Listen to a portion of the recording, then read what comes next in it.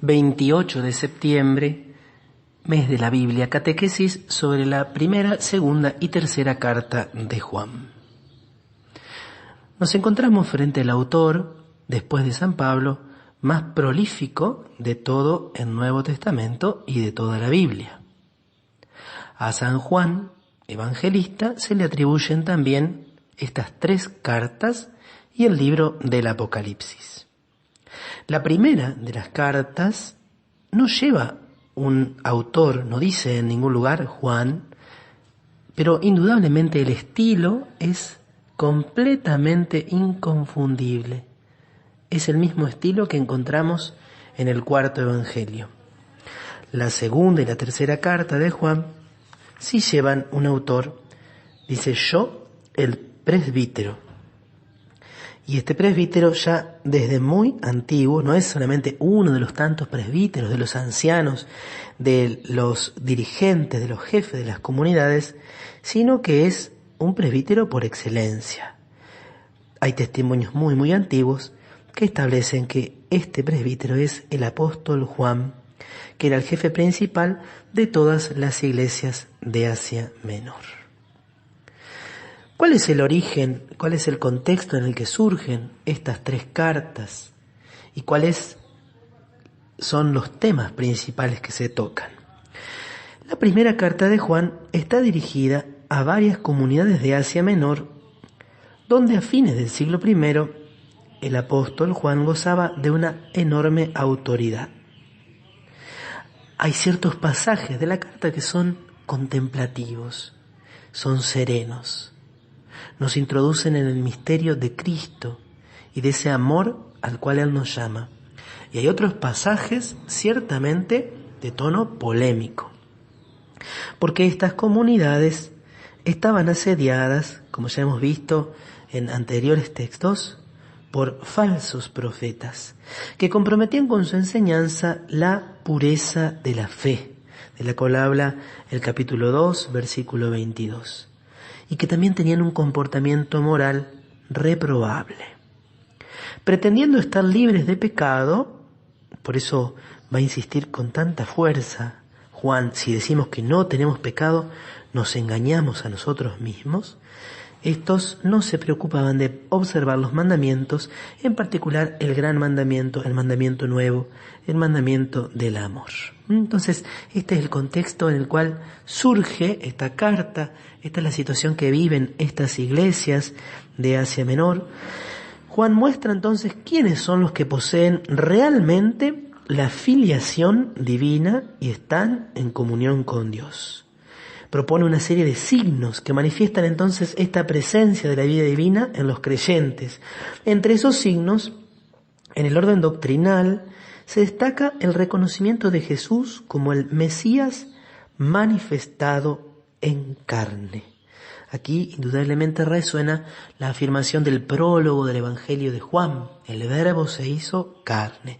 Ya habían comenzado a surgir en ese momento algunas herejías que negaban la realidad de la encarnación, lo que luego va a ser conocido en la historia del dogma cristiano como el docetismo. La encarnación es simplemente aparente, no real.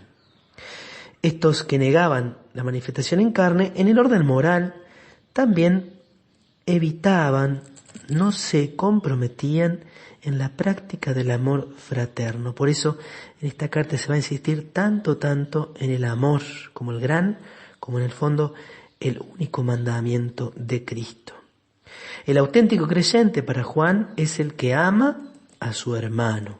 Solo el que ama a su hermano es el que permanece en la luz, es el que ha nacido de Dios y conoce a Dios. Por lo tanto, el conocimiento de Dios no es solo un conocimiento intelectual, sino que implica una vida acorde a sus mandamientos. Y entonces en este contexto es que surge una de las afirmaciones más conocidas de esta carta, en el capítulo 4, versículo 8. El que no ama no ha conocido a Dios, porque Dios es amor. Bueno, algunos pasajes particularmente hermosos y seguramente más conocidos de esta carta, pero que siempre debemos tener en cuenta, son su prólogo. Así como el prólogo del Evangelio es una verdadera pieza, una verdadera obra de arte, aquí comienza diciendo lo que existía desde el principio, lo que hemos oído, lo que hemos visto con nuestros ojos, lo que hemos contemplado y lo que hemos tocado con nuestras manos acerca de la palabra de vida, es lo que les anunciamos. Porque la vida se hizo visible y nosotros la vimos y somos testigos y les anunciamos la vida eterna que existía junto al Padre y que se nos ha manifestado. Lo que hemos visto y oído se lo anunciamos también a ustedes para que vivan en comunión con nosotros, y nuestra comunión es con el Padre y con su Hijo Jesucristo. Les escribimos esto para que nuestra alegría sea completa. Toda una teología del testimonio apostólico y de la tradición. Nuestra fe está fundada en la experiencia directa, real, de hombres verdaderos que con sus propios ojos, con sus propias manos, tocaron y vieron y escucharon aquel que es la palabra hecha carne. Otro aspecto importante de esta carta es cuando habla de la filiación divina. Dice: miren cómo nos amó el Padre, quiso que nos llamáramos hijos de Dios y nosotros lo somos realmente. Si el mundo no nos reconoce, es porque no lo ha reconocido a Él. Queridos míos, desde ahora somos hijos de Dios y lo que seremos no se ha manifestado todavía. Sabemos que cuando se manifieste, seremos semejantes a Él porque lo veremos tal cual es. Capítulo 3, versículo 1 al 2. La filiación divina que se revelará plenamente cuando se manifieste Jesucristo.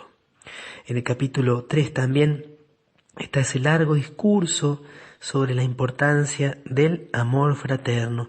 En el capítulo 4 se nos habla de la plenitud del amor que expulsa en nosotros el temor.